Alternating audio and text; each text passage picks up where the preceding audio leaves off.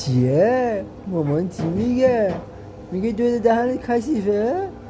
آره؟ آره؟ ایزا دود دهنت چیه؟ آش خوردی؟ آره؟ آش خوردی؟ چی خوردی؟ آبمون؟ آبمون خوردی؟ خوشمزه بود؟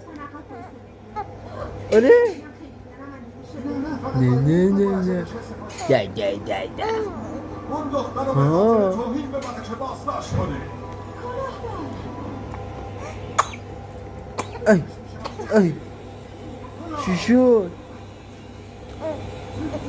چی شده؟ ها